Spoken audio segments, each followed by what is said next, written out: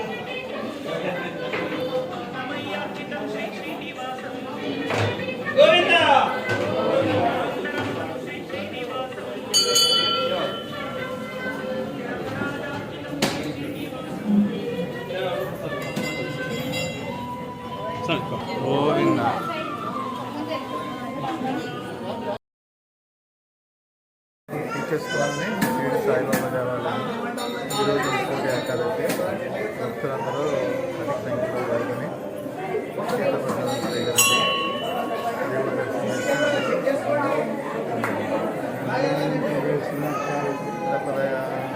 10 ఏళ్ళ బట్టి చేస్తున్నాము. భక్తులు వస్తారని వచ్చి అందరూ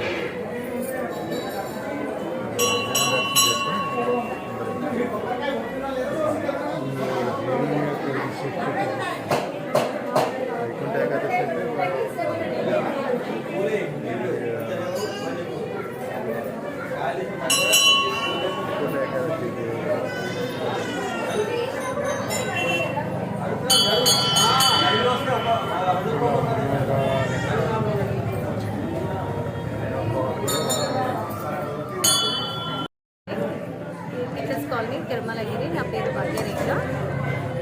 సాయిబాబా టెంపుల్లో వెంకటేశ్వర స్వామి బాగా పూజ చేసుకుంటామండి మేము ఎవ్రీ ఇయర్.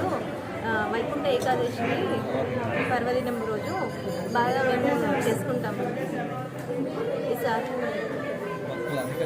భక్తులు అధిక సంఖ్యలో వస్తారు ఇక్కడ. సార్ గోపాల్ దాస్ గారు ఇక్కడ బాగా జరిపిస్తారండి. అధిక సంఖ్యలో భక్తులు ఎప్పుడు వస్తాము, బాగా సెలబ్రేషన్ బాగా చేసుకుంటాం ఇక్కడ. భక్తులందరూ చాలా వస్తారు. మాకు కోరుకున్న కోరికలన్నీ మంచిగా నెరవేరుతాయి. ఇక్కడ వచ్చి చేసుకుంటామండి. మా కోరికలన్నీ బాగా నెరవేరుతాయి.